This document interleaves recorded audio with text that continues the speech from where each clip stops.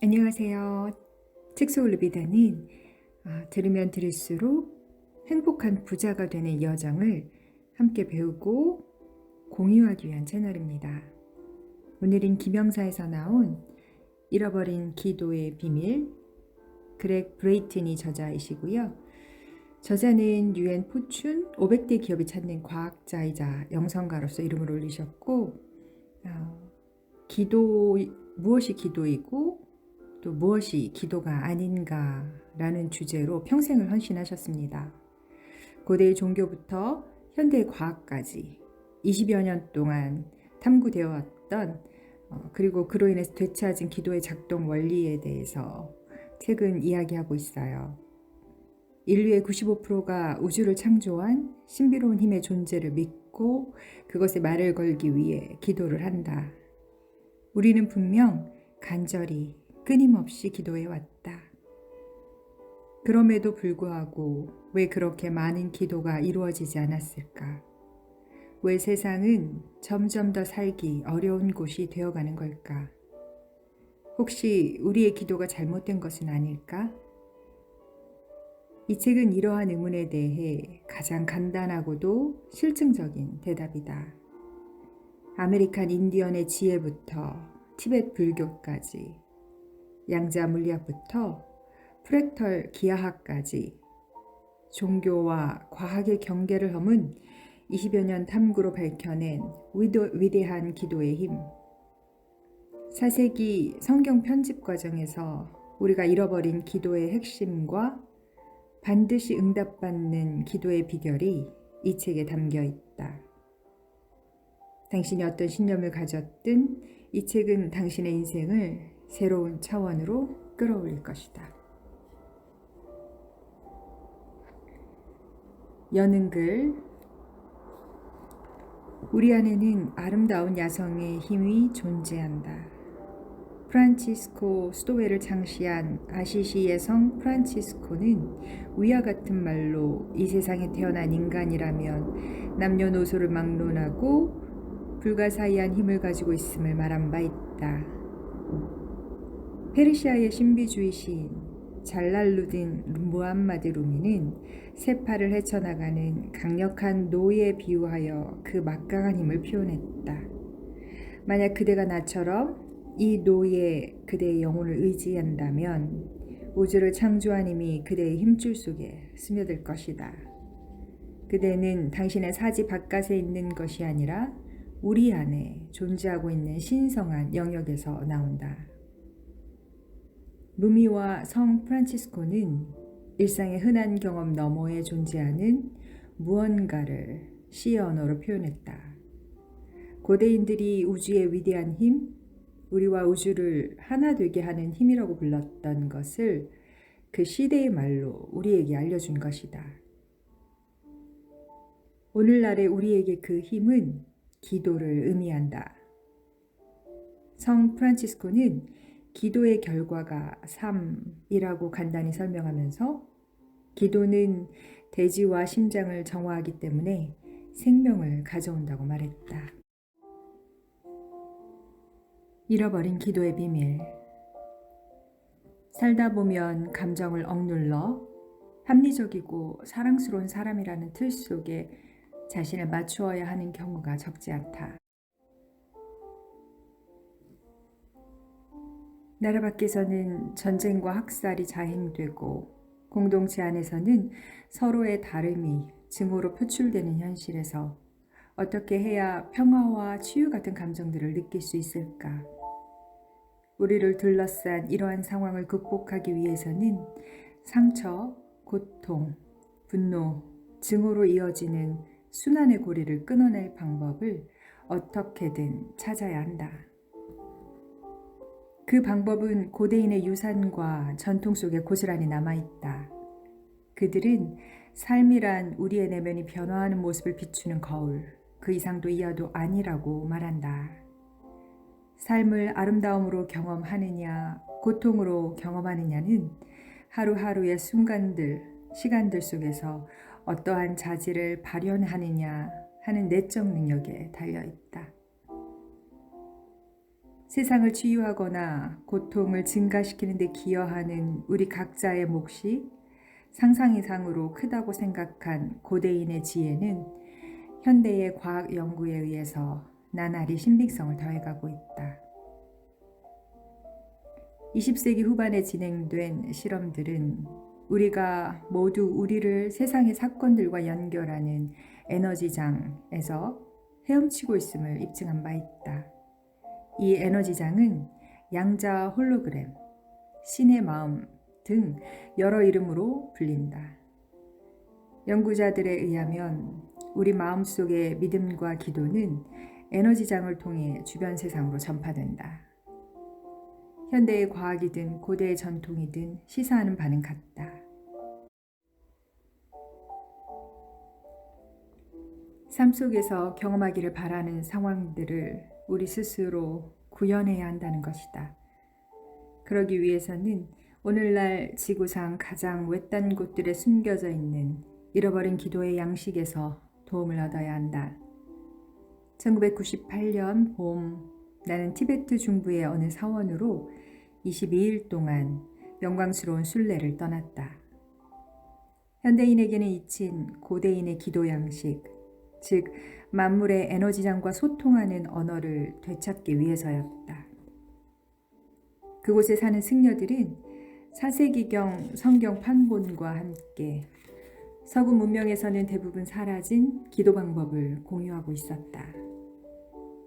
세계의 지붕이라 불리는 곳에서 살아온 사람들의 문서와 전통 속에 대대로 보존되어 온 잃어버린 기도 양식은 어떤 특별한 기도문이나 표현법을 필요로 하지 않는다. 오로지 감정에 의존할 뿐이다. 특히 이 기도는 더 높은 근원을 향해 무기력한 심정으로 도움을 간청하기보다는 이미 응답을 받은 것처럼 느낄 것을 권장한다. 최근의 연구 결과들에 따르면 우리를 세상과 연결하는 에너지장에게 말을 거는 것은 바로 이 응답받았다는 느낌이다. 우리는 감정의 기도를 통해 우리의 몸과 세상은 물론 삶과 관계를 치유하는 힘을 얻게 된다.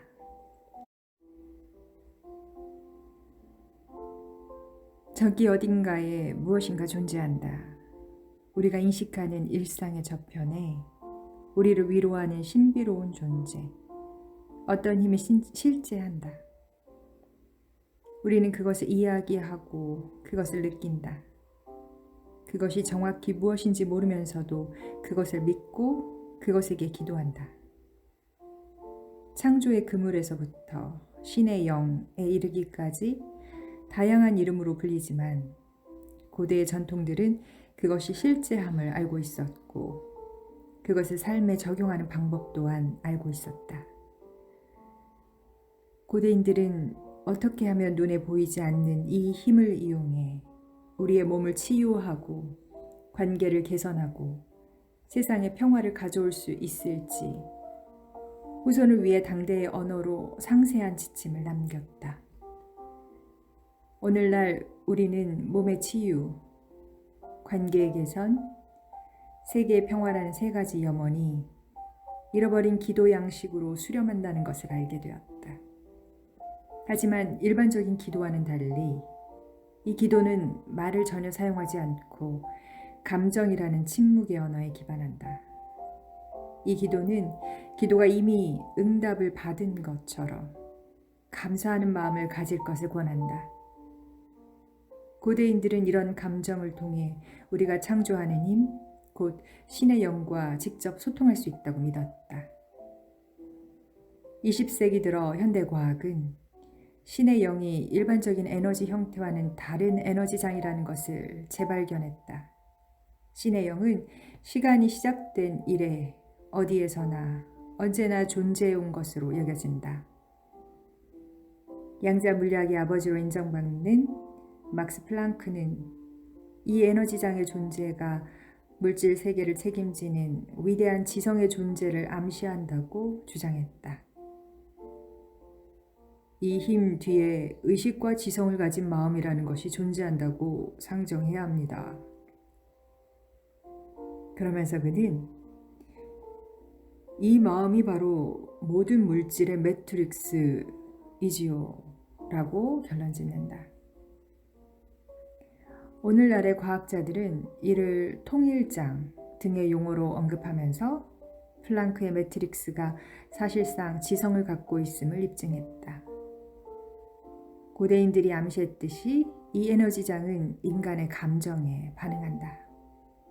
그것을 무엇이라 부르든 과학과 종교가 그것을 어떻게 규정하든 우리가 끊임없이 서로를 끌어당기게 만들고 우리를 더 높은 힘에 이어주는 거대한 자석 같은 힘이, 어떤 에너지장이, 어떤 존재가 어딘가에 있는 것이 분명하다. 이 힘의 존재를 알고 있다는 것은 유의미하고 실용적인 방식으로 그 힘과 소통할 능력이 우리에게 있음을 뜻한다. 마음속 깊은 곳의 상처를 치유하고 세계 평화를 이끌어내는 그 힘이야말로 인류가 한 종족으로서 살아남을 열쇠일지도 모른다. 감정의 윤활유, 축복. 옳고 그름을 초월한 곳에 이르는 비결은 어디에 있을까? 오늘날 우리는 그것이 축복의 지혜 안에 있다고 본다. 어떤 대상을 축복하는 것이 축복의 대상을 승인하는 것과 같다는 일반적인 믿음과는 달리 축복은 어떤 행동이나 상황, 사건을 용납하지도 방해하지도 권장하지도 않는다.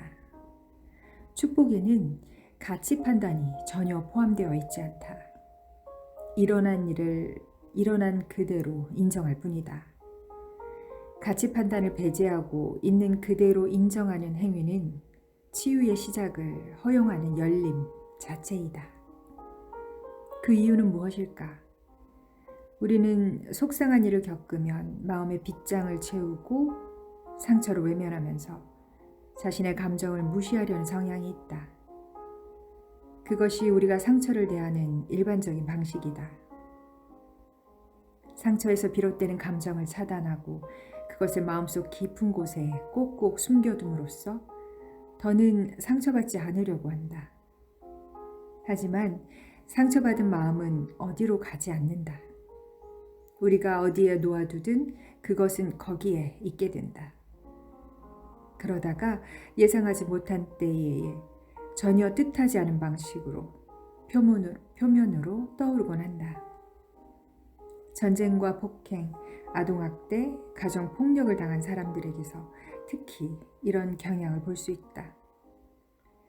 갑작스럽게 표면으로 떠오르는 분노는 인생 초기의 충격적인 경험에 기인하는 경우가 적지 않다. 어린 시절에 느낀 분노를 제대로 다루지 않고 마음 한편에 방치한 경우 가까운 사람이나 동료가 무심코 던진 그 말이 과거의 상처를 깨우는 버튼이 될 수 있다. 감정의 문을 닫아거는 능력은 우리가 계속해서 삶을 살아가도록 해주는 일종의 방어기제이다. 방어기제를 작동시키면 예민한 감성에 충격을 주는 즉각적인 고통을 직면하지 않고 살아갈 수 있다. 하지만 일단 마음속에 생겨난 감정은 아무리 꼭꼭 숨겨도 앙금처럼 그대로 남아있다. 팀 로런스는 상처를 인정하는 것이 불편하기는 해도 치유 과정에 꼭 필요한 첫걸음이라고 말한다. 로런스는 감정의 카타르시스 과정은 부당하게 당했다는 느낌을 극복하게 해준다 라고 말했다. 상처를 감추는 방어기제가 효과적으로 작동하면 아픈 경험을 극복하고 치유했다고 착각하기 쉽다. 무엇 때문에 상처를 받았는지 아예 잊어버렸다고 믿기도 한다. 하지만 몸은 잊지 않는다. 연구 결과에 따르면 우리 몸의 세포와 DNA는 우리가 살아가면서 느끼는 감정과 직접 소통한다. 몸은 우리가 느끼는 감정 하나하나에 그것에 상응하는 화학 반응을 일으킨다. 몸은 DHEA 같이 삶의 긍정적인 호르몬이나 코르티솔 같이 삶의 부정적인 호르몬을 분비함으로써 이른바 사랑의 화학작용이나 증오의 화학작용을 경험한다. 기뻐하고 감사하는 마음은 한결 가벼운 기분과 활기를 유도해 신체에 긍정적인 영향을 미치는 반면 분노와 공포는 정반대의 효과를 낸다는 것을 우리는 본능적으로 알고 있다. 전체론적인 시각에서 볼 때 신체 곳곳에 쌓인 분노와 상처, 죄책감이 해소되지 않고 쌓이면 암과 같은 질병으로 나타난다고 주장하는 이들도 있다. 이런 입장을 단기간에 과학적으로 증명할 수는 없겠지만 마음의 상처와 신체 장기의 손상 사이에는 분명 관련성이 존재하며 심층적으로 연구할 가치가 있다. 마음의 상처를 입었다면 상처의 경험을 오히려 우리를 돕는 새로운 경험으로 전환할 수 있는 길을 찾아보아야 한다. 그러려면 우리는 먼저 상처를 인정하고 상처가 우리 몸을 통과해 지나갈 수 있도록 허용해야 한다. 상처를 인정하고 허용할 수 있게만 되면 마음의 여유가 생겨 축복의 행위로서 치유의 과정으로 들어갈 수 있게 된다. 아름다움의 신비. 아름다움이 의미하는 바는 사람마다 차이가 있다. 아름다움을 정의하라고 하면 사람들은 대개 자신의 경험을 바탕으로 아름다움이 자기 인생에서 어떤 의미가 있는지 말한다. 과학자에게 아름다움은 수학방 정식을 풀 때 주어지는 우아한 해답의 형태를 띨 수 있다. 사진작가는 사진 작품에 드러난 빛과 그림자의 극명한 대비에서 아름다움을 발견할 것이다. 아름다움을 위대한 창조 질서의 표현으로 본 아인슈타인은 모차르트의 음악은 너무나 순수하고 아름다워서 우주의 내적 아름다움이 그대로 반영된 것 같다고 말했다. 아름다움을 절대적인 힘으로 보는 사람도 있고 경험이나 성질, 판단, 개념으로 보는 사람도 있지만 어떤 정의를 내리든 아름다움이 어떤 힘을 지녔다는 것만은 확실하다. 우리는 아름다움 앞에서 변화한다. 아름다움의 정체를 정확하게 알 수는 없어도 아름다움으로 고통과 상처와 두려움을 치유할 수는 있다. 고대의 전통들이 주장하듯이 아름다움이 그 자체로 힘을 지녔다면 아름다움은 자연의 힘 가운데 가장 기이한 힘을 가진 듯하다. 우리의 존재 여부와 상관없이 존재하는 중력이나 전자력과는 달리 아름다움의 힘은 우리가 관심을 기울일 때까지 잠들어 있다.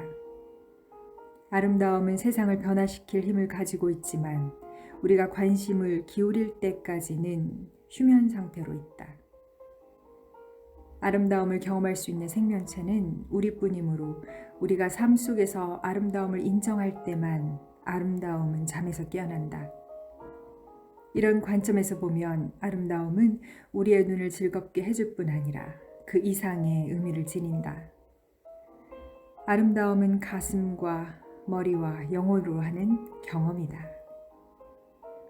아름다움은 우리가 종종 경험하는 삶의 불완전성에서 완전함을 보려는 우리의 의지에서 비롯된다. 믿었던 사람에게 배신을 당하면 처음에는 충격을 받겠지만 자신도 이전에 다른 방식으로 누군가를 배신했다는 걸 깨닫는다면 그 충격은 누그러진다. 우리는 때때로 전혀 뜻밖의 방식으로 우리에게 되돌아오는 경험 속에서 균형을 발견하고 아름다움을 느끼곤 한다. 날마다 일상 속에서 아름다움을 발견하기 위해서는 새로운 아름다움을 창조하기보다는 이미 존재하는 아름다움을 볼 줄 알아야 한다. 아름다움은 모든 사물 안에 늘 존재한다. 아름다움이 절대 존재할 리 없다고 여겨지는 곳에서도 아름다움을 찾을 수 있다. 가장 쓰라린 상처에 새로운 의미를 부여하는 힘을 찾아 영혼 깊숙이 들어가는 순간 우리는 선현들의 위대한 지혜를 발견하게 된다. 그들의 지혜는 아름다움을 발견하는 것이 우리의 선택에 달려있다고 말한다. 날마다 선택을 할 때마다 이 경험과 저 경험을 비교하지 말고 오직 그 순간 우리 앞에 놓인 것에 집중하고 그것의 고유한 가치를 생각해야 한다. 이로써 더 위대한 아름다움을 삶 속으로 끌어당기는 씨앗을 심는 것이다. 실제로 경험하는 것들을 아름다움에 대한 고정관념과 자꾸 비교하다 보면 그 순간의 아름다움을 놓치게 된다. 나바호 인디언의 전통에는 이 원칙이 담긴 단순한 경구가 있다. 아름다움에 근거한 삶을 살아가기를. 우리는 각자 기준을 세우고 그 기준에 따라 인생의 아름다움을 가늠한다. 여기서 한 가지 묻지 않을 수 없다. 당신은 무엇을 기준으로 인생의 성공과 실패, 균형을 가늠하는가? 당신에게 아름다움의 잣대는 무엇인가?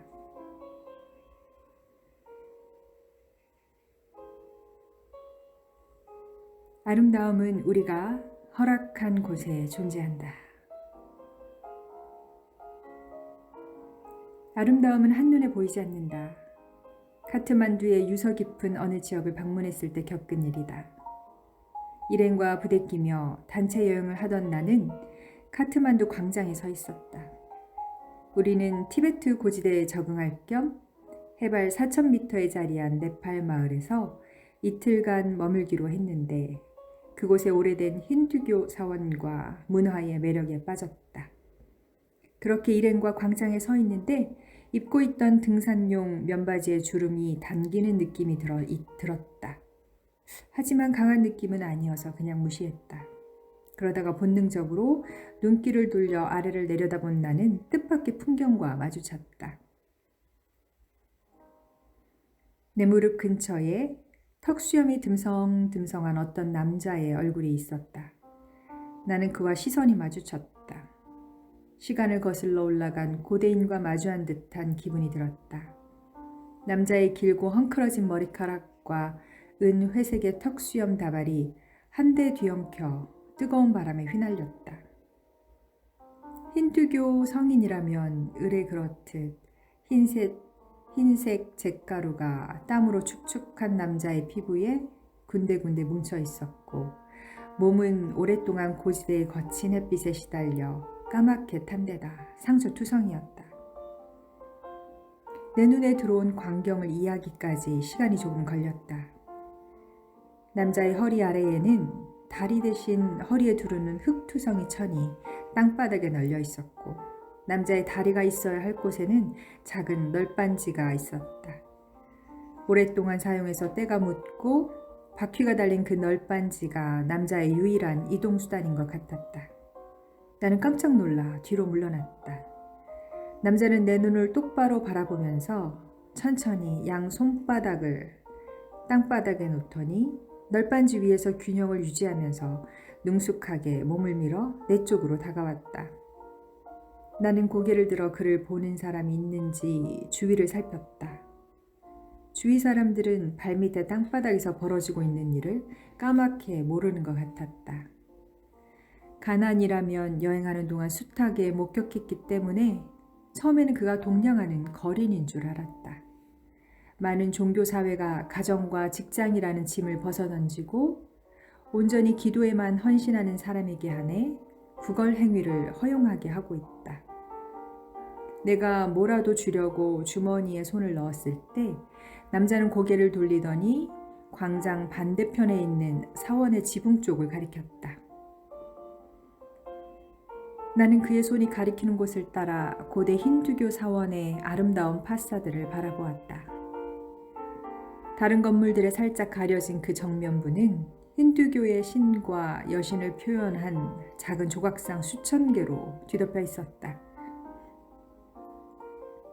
제투성이 남자가 알려주지 않았다면 나는 그것을 까맣게 모르고 그냥 지나쳤을 게 분명하다. 나중에 한 사실이지만 그 파사드는 힌두교를 이해하는 데 중요한 열쇠였다. 내가 지폐를 몇 장 내밀자 남자는 파리를 쫓는 것처럼 무심히 손을 휘젓고는 돈을 내 주머니에 도로 넣으라는 손짓을 했다. 그는 돈에 관심이 없었다. 내가 잠시 몸을 돌렸을 때 통역자가 우리 일행을 이끌고 다른 쪽으로 가는 모습이 보였다. 다시 고개를 돌려보니 바퀴 널빤지의 사내는 자리를 뜨고 없었다.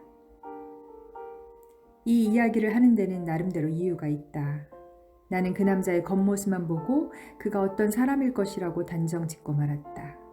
굳은 살이 박이고 말라 비틀어진 그의 몸에는 아름다운 영혼이 깃들어 있었다. 그는 동전 한 잎을 구걸하는 것이 아니라 나와 무언가를 공감하려고 했다. 덕분에 나는 그가 아니었으면 절대 알아채지 못했을 그의 세상을 일부분 보게 됐다. 그는 내가 선입견에 의해 판단하고 있다는 것을 깨우쳐 주었다. 또한 아름다움은 우리가 허락할 때만 나타난다는 사실을 몸소 보여주었다. 기도가 통하지 않을 때 1972년에 진행된 연구에 의하면 명상과 기도의 효과는 결코 우연이나 유행이 아니다. 연구자들이 창문이라고 부른 시간, 즉 훈련된 사람들이 평화를 온몸으로 느낀 동안에는 그들이 느낀 평화가 주변 세상에 반영되었다. 연구 결과는 여러 핵심 지표의 통계 수치가 현저히 감소했음을 보여준다. 교통사고 건수와 응급실에 실려온 환자 수, 폭력 범죄의 건수가 모두 준 것이다. 평화가 존재할 때 일어날 수 있는 일은 평화뿐이었다. 그 후에 일어난 일들은 실험 결과만큼이나 흥미롭고 불가사의하다. 실험이 멈추자 폭력 사건이 재발했고 어떤 경우에는 실험이 시작되기 전보다 오히려 증가했다. 어떻게 된 일일까? 명상과 기도의 효과가 멈춘 것처럼 보이는 이유는 무엇일까? 어쩌면 이 질문에 대한 답에 잃어버린 기도의 힘을 이해하는 실마리가 있을지도 모른다. 달라진 것은 평화로운 감정을 느끼도록 훈련받은 사람들이 그 느낌을 멈춘 것뿐이었다. 그들은 명상을 멈췄다. 기도를 멈췄다. 이것이 바로 질문에 대한 대답이다. 크게 보면 이 연구는 오늘날 우리가 생활 속에서 어떻게 명상하고 기도하는지를 대변한다. 평소에 우리는 직장인으로서, 학생으로서, 학부모로서 정해진 본분을 다하며 하루를 보낸다. 그리고 대개는 하루 중 시간을 정해놓고 영적인 시간을 갖는다. 일과가 끝나고 혼자 있을 때, 설거지를 끝내고 나서 아이들이 잠들었을 때, 혹은 빨래하고 나서 기도를 한다. 촛불을 켜고 잔잔한 음악을 틀어놓고 감사의 기도를 올리거나 평화의 명상에 들어간다. 그렇게 어느 정도 시간이 지나면 기도나 명상을 끊는다. 그러고는 성소를 떠나 현실 세계로 돌아온다. 말하자면 우리가 하루 중 정해진 시간 동안만 명상이나 기도를 한다는 것이다. 기도를 하나의 행위로 여기면, 기도를 멈추면 기도의 효과 또한 멈춘다는 논리가 성립된다. 손바닥을 가슴 앞에 모으고 기도문을 외우는 것을 기도로 여긴다면 기도는 짧은 시간 동안의 경험에 지나지 않는다. 하지만 20세기에 발견된 고대 문서들이나 내 인디언 친구가 비를 기원하며 올린 기도, 티베트 사원의 주지 스님의 이야기 등을 생각해보면 기도는 행위 이상의 것임을 알 수 있다. 기도는 우리 자신인 것이다. 이런 전통들은 기도를 가끔씩 하는 무언가가 아니라 우리가 항상 되어야 하는 무언가로 받아들이라고 조언한다. 24시간 내내 무릎을 꿇고 앉아 예로부터 전해 내려오는 기도문을 낭송하는 것은 불가능할 뿐만 아니라 그럴 필요도 없다. 감정이 기도이고 우리는 언제나 감정을 느끼고 있다. 어딘가에는 늘 평화가 있게 마련이므로 그것에 감사하는 마음을 가지면 된다. 자신이 치유되었음에 감사해도 좋고 사랑하는 사람이 치유되었음에 감사해도 좋다. 우리는 날마다 얼마간 치유되고 회복되기 때문이다. 실험의 효과가 사라진 것처럼 보였던 이유는 기도가 끝났기 때문이다. 기도와 명상을 할 때 마음에 일어나는 아름다운 야성의 힘은 평화의 기운을 이 땅에 들이우지만 평화를 붙잡기 위해 두는 기도가 멈추면 평화는 증발해버린다. 아마도 이것이 2000년 전 에스네파가 후대에 전하고 싶었던 메시지일지 모른다. 아람어로 된 에스네파의 고대 문서를 현대어로 해석한 번역본을 보면 기도에 대한 기록들이 왜 그렇게 모호해 보이는지 그 이유를 새롭게 추정해 볼 수 있다. 원본이 수세기에 걸쳐 재번역되면서 원 저자가 선택한 단어와 의도가 왜곡되어 온 것이 분명하다. 원래의 생각을 압축하고 단순화하는 과정에서 많은 내용이 본래의 뜻을 잃어버렸다. 현대 성경의 내용 중 널리 알려진 구절 구하라 그러면 얻을 것이다를 예로 들어보겠다. 기도의 힘을 함축한 이 구절만 보더라도 원본에서 얼마나 많은 의미가 사라졌는지 알 수 있다. 킹 제임스 성경은 원본의 내용을 아래와 같이 축약된 구절로 표현하고 있다. 너희가 무엇이든 내 이름으로 아버지께 구하면 아버지께서 그것을 너희에게 주시리라.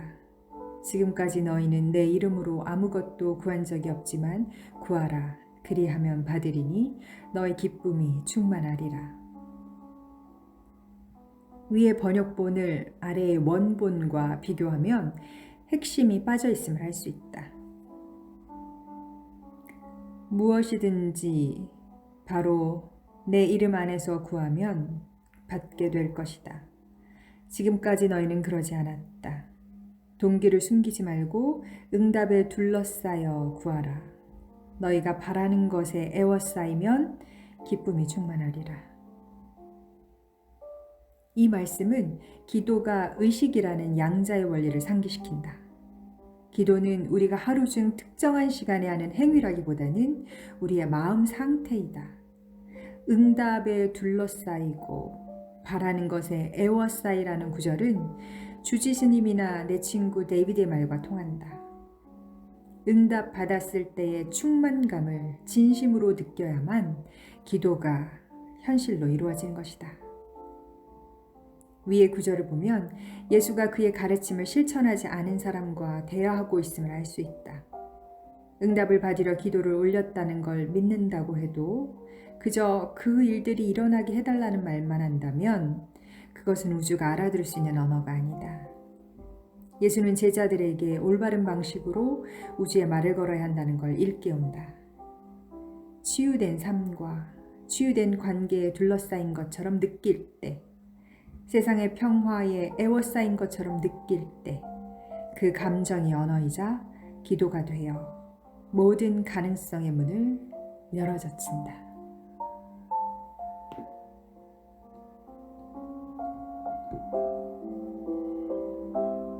오늘도 이 한 권의 멋진 책으로 여러분의 삶을 이루고 누비고 즐기세요.